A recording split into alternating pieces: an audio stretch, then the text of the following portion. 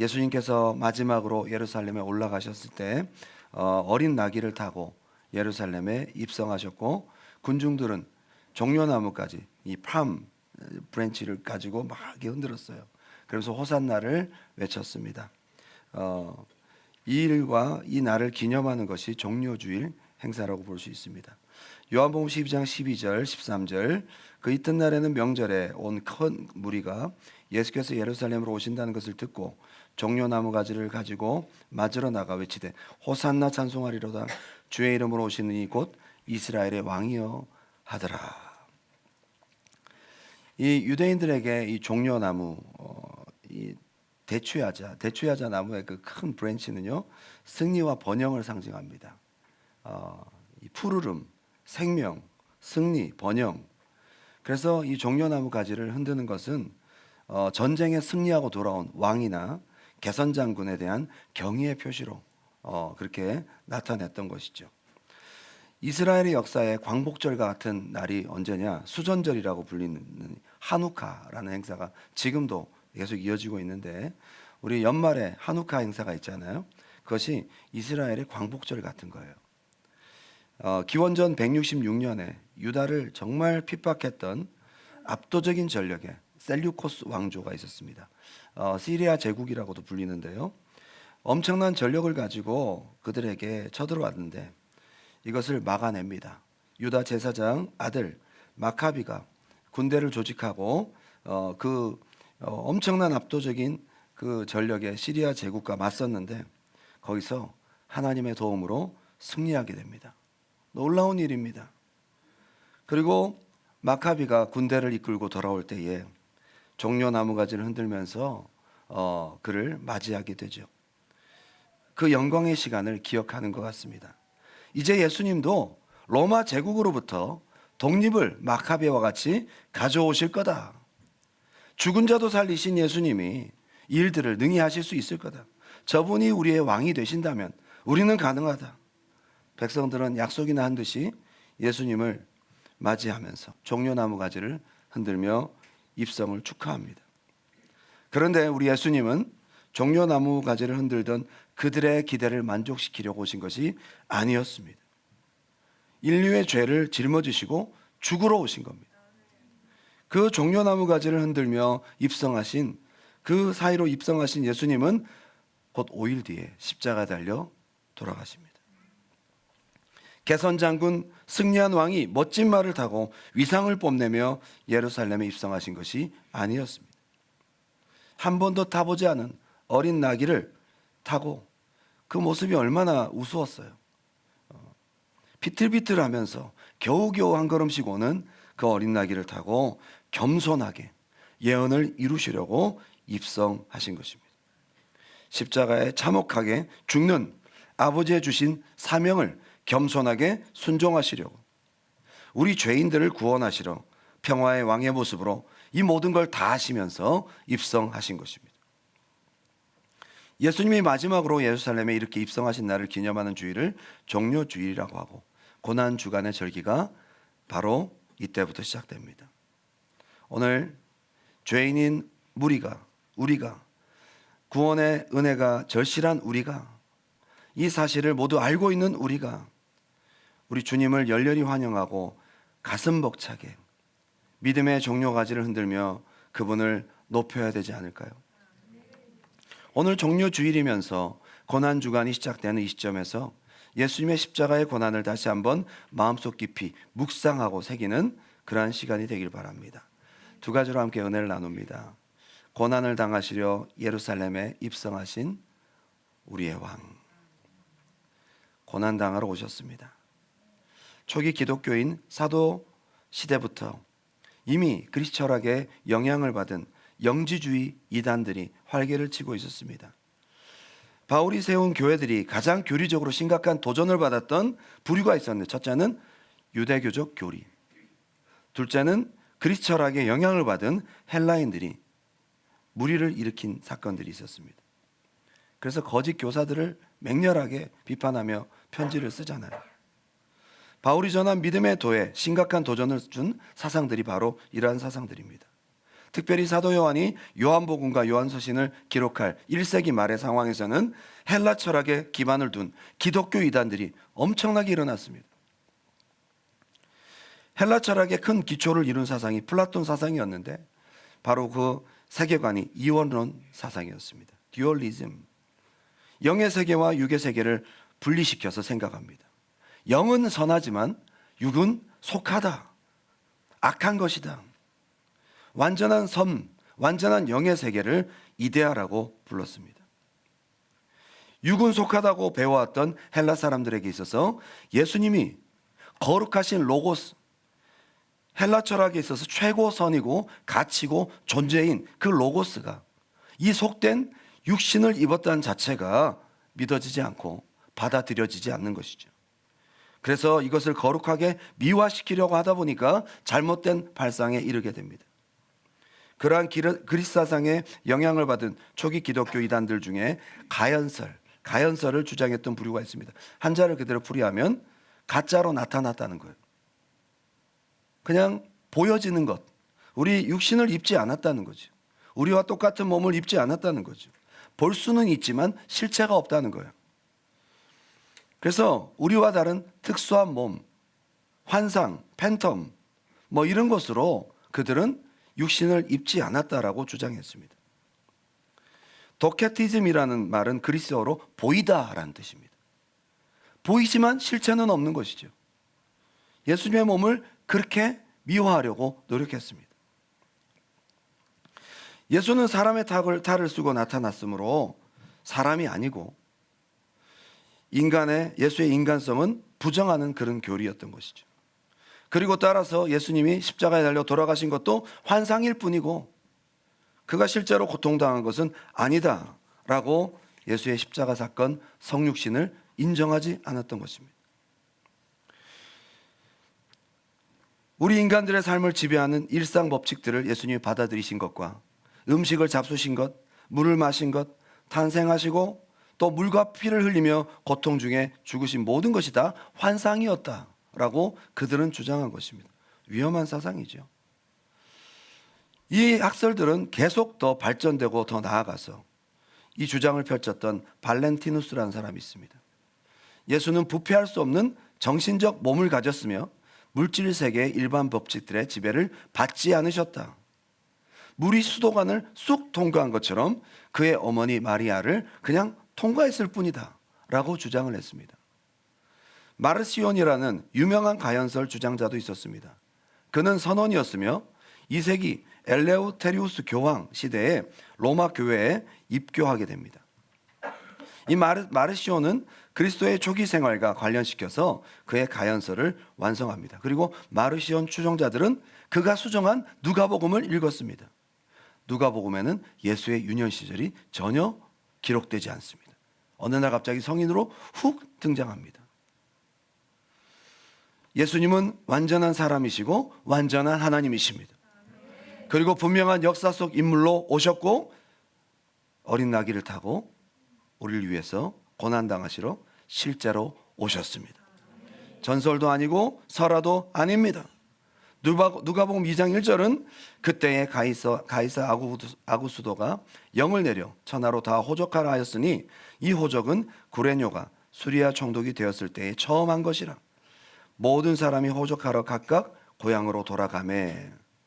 히스토리컬 팩트죠. 가이사 아우구스토 옥타비아누스 실제 인물입니다. 호적 사건 있었습니다. 그리고 수리아 총독으로 구레뇨가 있었습니다. 그때 예수님께서 마리아의 몸속에 있었던 거지. 예수님이 우리를 위해서 실제로 인간의 몸을 입으시고 역사적인 인물로 등장하셨을 뿐만 아니라 예루살렘에 나귀를 타고 실제로 입성하셨고 우리의 모든 죄를 짊어지시고 실제로 죽으시고 실제로 부활하셨습니다. 요한일서 1장 1절입니다. 다 같이 한번 읽어볼까요? 시작. 태초부터 있는 생명의 말씀에 관하여는 우리가 들은 바요 눈으로 본 바요 자세히 보고 우리의 손으로 만진 바라. 아멘.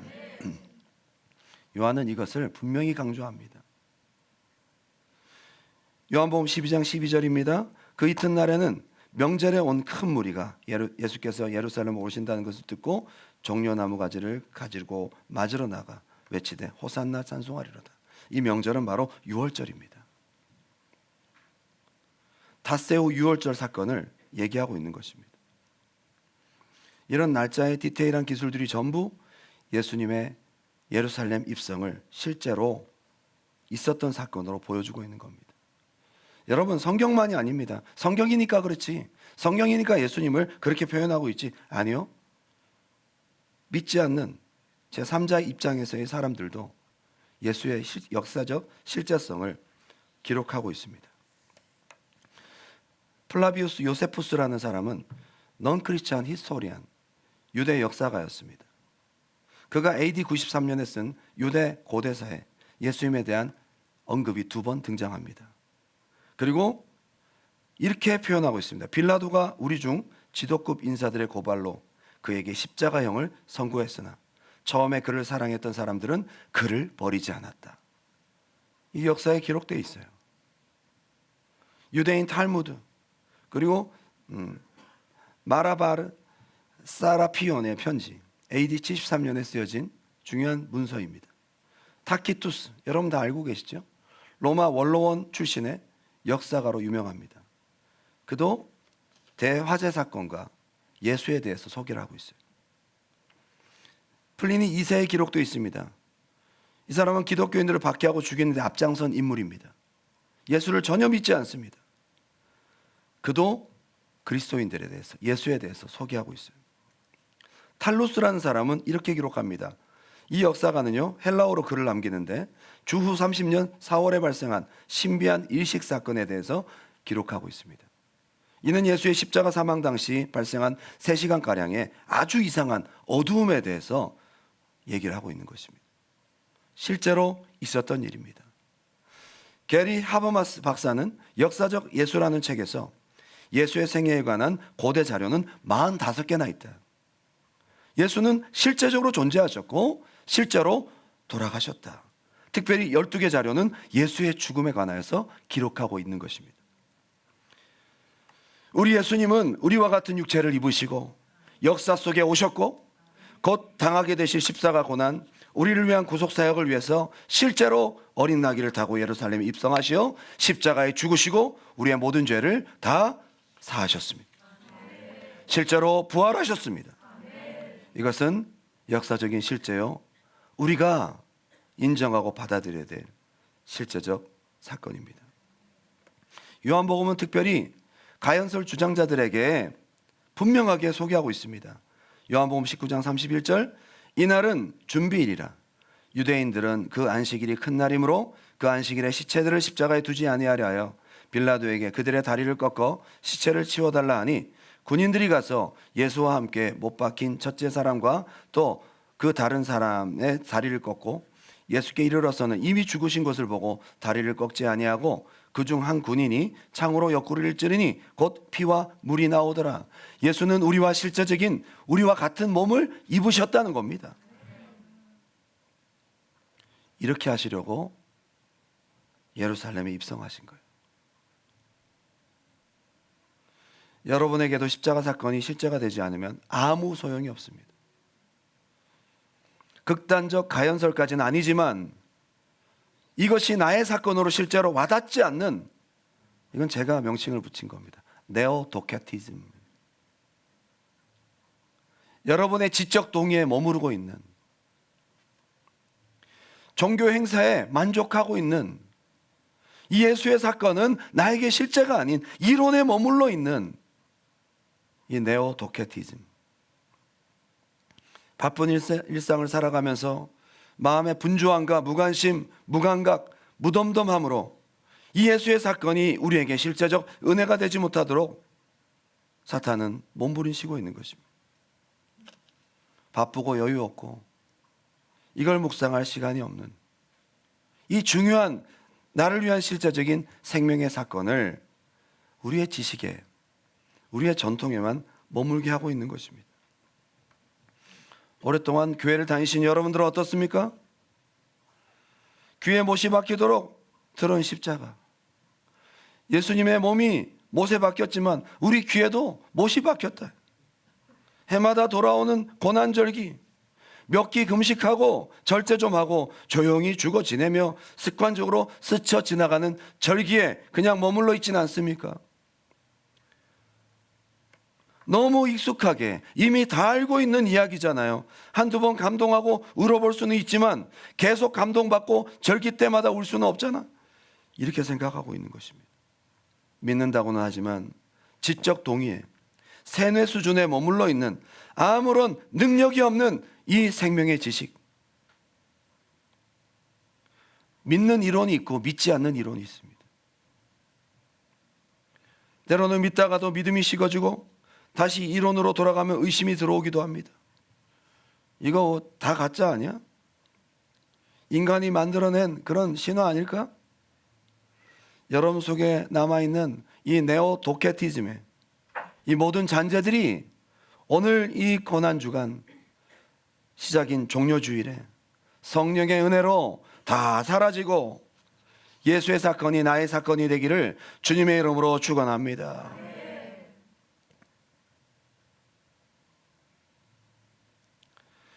이제 이론은 그만. 제발 그만. 예수에 대한 지식과 이론은 그만. 이것이 우리에게 실제가 되길 바랍니다. 목마름으로, 생명에 대한 갈망으로, 예수님에 대한 사모함으로, 나를 위해 죽으신 그 은혜에 대한 감사함으로, 성령의 감화와 감동으로 예수님의 입성이 우리 심령 가운데 이루어지시길 바랍니다. 두 번째는 여러분 가슴에 손을 한번 얹고 따라 하실까요? 나를 위해 오신 주님, 나를 위해 당하신 고난. 우리가 두 번째로 읽었던 갈라디아서 2장 20절, 바울은 이렇게 기록합니다. 내가 그리스도와 함께 십자가에 못 박혔나니 그런즉 이제는 내가 사는 것이 아니요 오직 내 안에 그리스도께서 사시는 것이라. 이제 내가 육체 가운데 사는 것은 나를 사랑하사 나를 위하여 자기 자신을 버리신 하나님의 아들을 믿는 믿음 안에서 사는 것이라. 할렐루야. 나를 위하여. 이 말씀 구절이 여러분 안에 온전히 새겨지길 바랍니다. 이사야 53장 4절입니다. 그는 실로 우리의 질고를 지고 우리의 슬픔을 당하셨거늘 우리는 생각하기를 그는 징벌을 받아 하나님께 맞으며 고난을 당한다 하였노라. 그가 찔림은 한번 따라할까요? 나의 허물 때문이요 그가 상함은 나의 죄악 때문이라. 그가 징계를 받음으로 나는 평화를 누리고 그가 채찍에 맞음으로 나는 나음을 받았도다. 아멘. 예수님이 진짜 왕인데 종려가지를 흔들던 그들의 생각하는 왕이 다릅니다. 어떡합니까? 예수님 모든 인류에게 진짜 해방, 진짜 생명의 해방을 주러 오셨는데 그들이 생각한 해방과는 다른 것입니다. 고난을 당하실 것을 다 하시고 입성하신 예수님과 아무것도 모른 채 종려가지를 흔들어대던 군중들과 아이러니하게 한 공간에서 매칭이 됩니다. 안타까운 무지함의 호산나. 그런데 내 죄를 위해 오신 영광의 왕이심을 알고 송축하는 호산나 절기로 바꾸는 저와 여러분이 되길 바랍니다. 아무것도 알지 못했던 무지함의 호산나 종려 가지를 흔드는 것이 아니라 오늘 우리는 믿음의 종려 가지를 들고 예수님을 호산나로 송축할 수 있기 바랍니다. 주님은 영원히 죽을 수밖에 없는 나의 모든 죄를 짊어지러 오신 불목했던 하나님과의 관계를 평강의 왕이 되셔서 화목시키러 오신 진짜 우리의 왕이십니다. 내가 죄로 인해 영원히 사망에 압제당할 수밖에 없었는데 내 대신 이미 이겨주시고 영원한 생명을 가지고 입성하시는 우리의 개선장군 왕이신, 승리의 왕이신 우리 예수님, 우리가 믿음의 종려가지를 들고 진짜 알고 올려드리는 호산나 송축함이 되길 바랍니다. 바울은 로마서의 말씀을 통해 우리에게 너무도 중요한 적용의 메시지를 던지고 있습니다. 로마서 6장 10절입니다. 그가 죽으심은 죄에 대하여 단번이 죽으시며 그가 살아계심은 하나님께 대하여 살아계심이니 이와 같이 너희도 너희 자신을 죄에 대하여는 죽은 자요 그리스도 예수 안에서 하나님께 대하여는 살아있는 자로 한번 따라할까요? 여길지어다. 굉장히 중요한 동사예요. 예수님이 나의 사건이 될 수 있도록 만드는 굉장히 중요한 동사를 여기 소개하고 있어요. 특이하게도 여기다라는 동사는 헬라어로 로기조마이, 로기제스테, 이게 명령형이고요. 로기조마이가 원래 동사의 원형입니다. 근데 이게 특별한 뜻을 갖고 있어요. 목록을 작성하다, 계산하다, 리스팅하다, 어카운팅하다, 이런 수학적이고 경제적인 용어입니다. 예수님이 나를 위해 당하신 모든 고난들을 다 리스팅하는 거예요. 그리고 수학적으로 계산하고 정확하게 팩트처럼 우리가 가지고 누려라.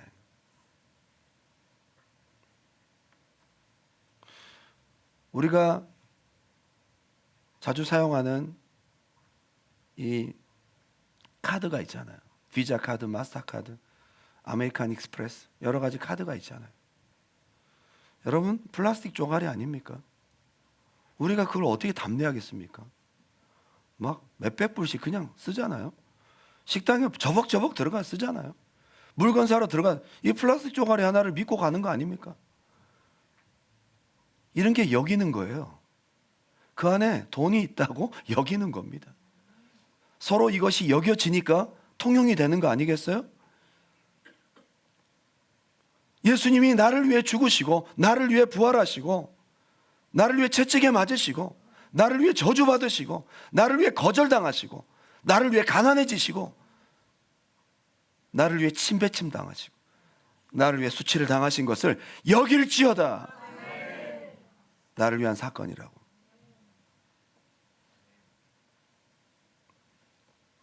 없는 것을 사상으로 주입하는 것이 아닙니다.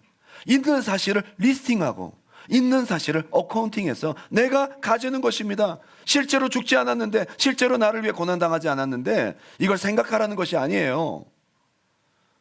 실제로 우리 죄에 대해서 죽었다는 이 팩트를 어카운팅하라는 거예요.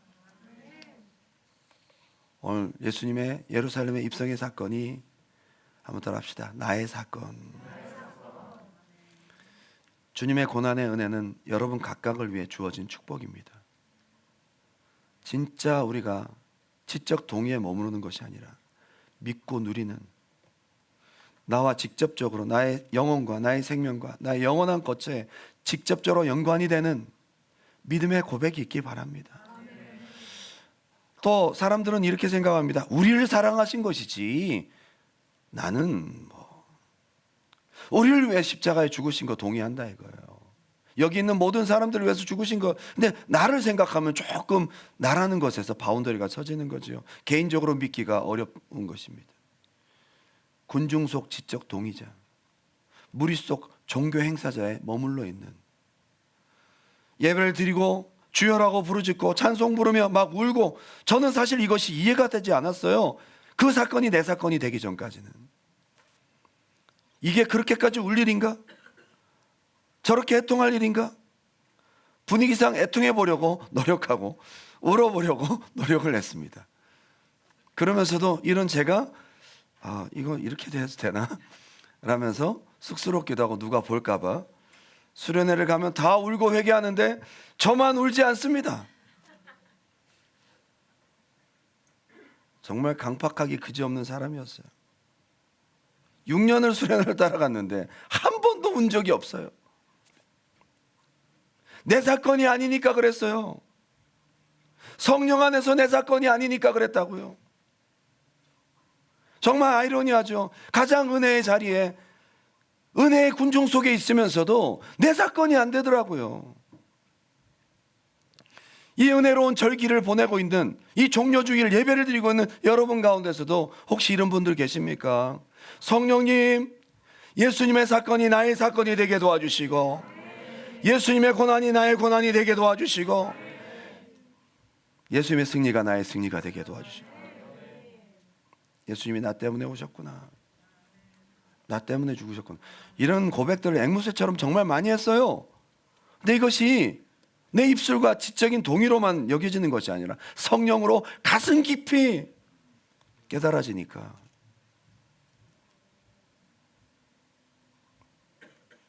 오늘 종료주일 겸손한 모습으로 나귀를 타고 예루살렘으로 오시는 그 발걸음이 지금 이 시간 당신의 심령을 향해 걸어가는 은혜가 있길 바랍니다. 오늘 이 회복이 필요해요.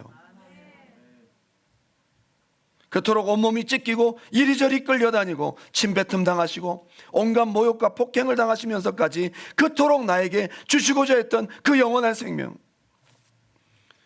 뜨거운 뙤약볕에 십자가에 못 박혀 물과 피를 다 흘리며 온몸이 말라붙어 가면서 목마름을 호소하시며 그토록 나에게 주시려 했던 그 생명, 오늘 저와 여러분이 받으시길 바랍니다.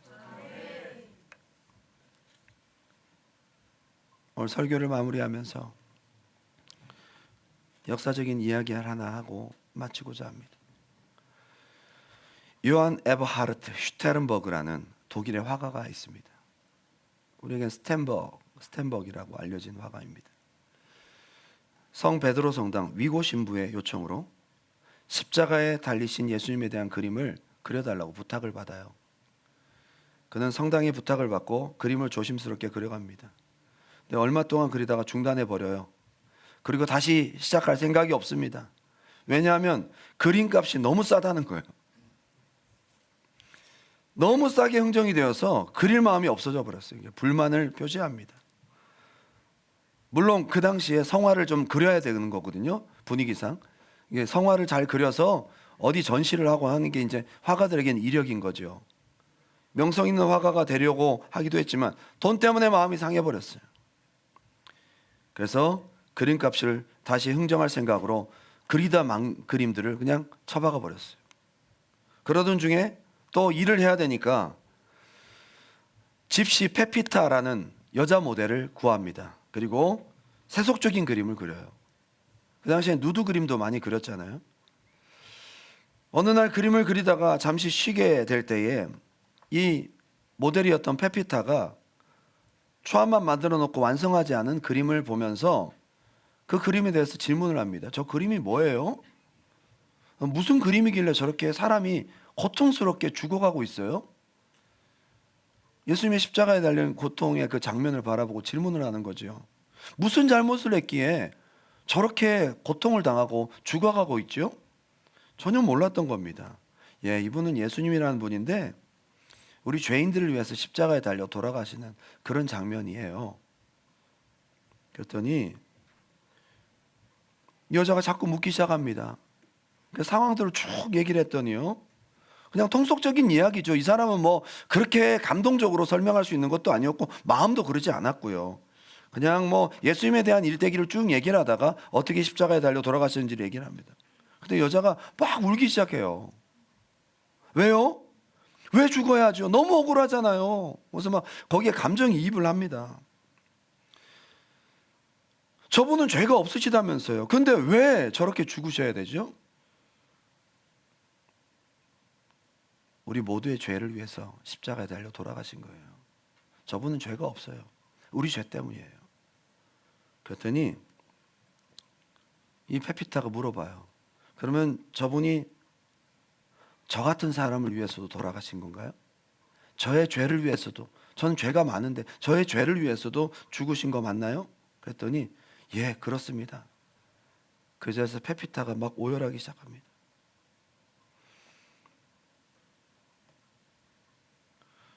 참 얼마나 순수합니까, 그죠? 자기 사건으로 받아들여 성령님이 그 마음을 움직이신 것 같아요.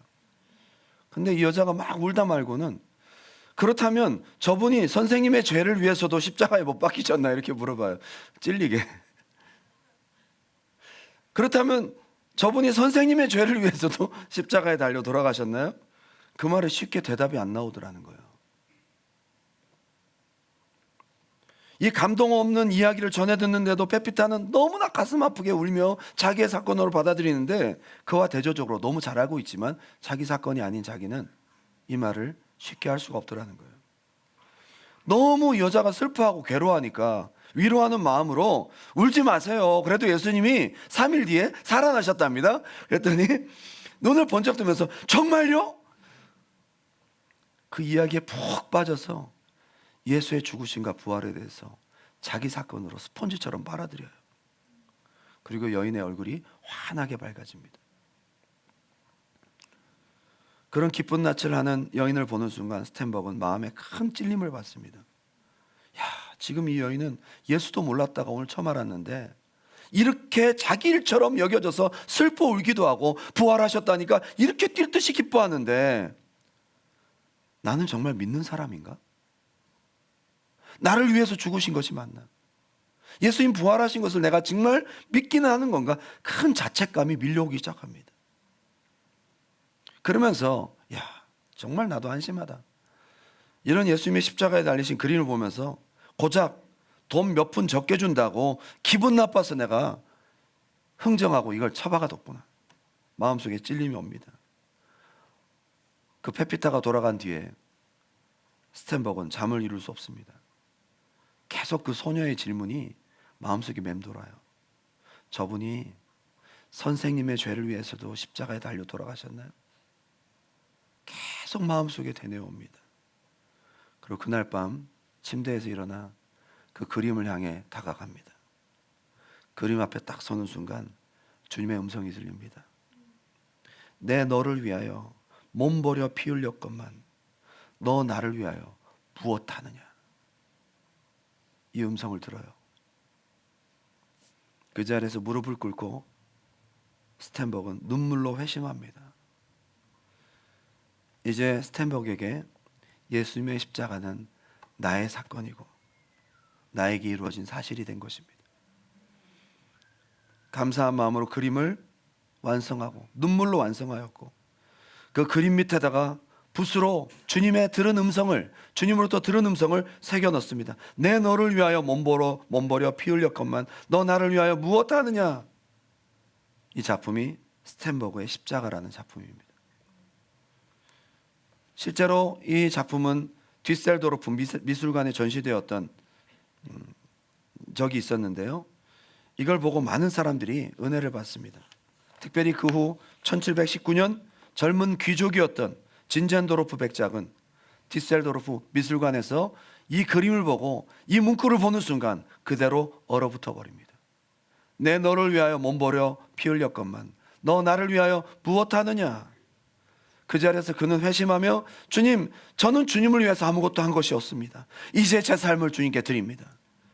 진잔도르프 백작은 나중에 모라비안 교도들을 일으켰고 선교 역사에 큰 획을 긋는 사람이 됩니다.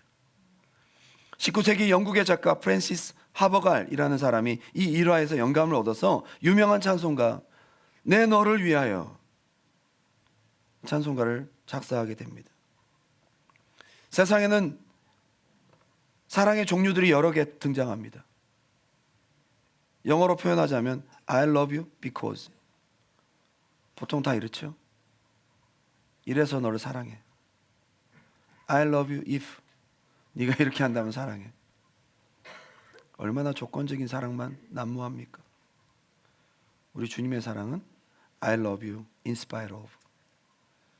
그럼에도 불구하고, 너가 죄인임에도 불구하고, 너가 영원히 죽을 수밖에 없는 죄인임에도 불구하고 나는 너를 사랑한다. 그렇게 사랑을 확증하시려 이 땅에 오셨고 죽으시려 예루살렘에 입성하셨습니다. 지금 이 시간 예수님이 날 위해 죽으셨음을 고백할 수 있는 믿음의 시간 되길 바랍니다. 목이 터져라, 우리 가슴이 터져라. 주님이 날 위해 죽으셨습니다. 예수님이 나의 구주이십니다. 나의 죄 때문에 고난을 당하셨습니다. 믿음의 종려가지를 들고 호산나 찬송을 올려드리는 믿음의 고백의 시간 되기를 주님의 이름으로 축원합니다. 나의 구주, 나의 고난 당하시고 승리하신 왕이신 주님을 오늘 이 시간 송축하면서 마음 다해 높여드리면서 그 무지한 무리들의 종려가지가 아닌 알고 나의 사건으로 이루어지고 또 승리하신 우리 주님을 알고 부르는, 알고 송축하는 믿음의 고백 되시길 주님의 이름으로 축원합니다.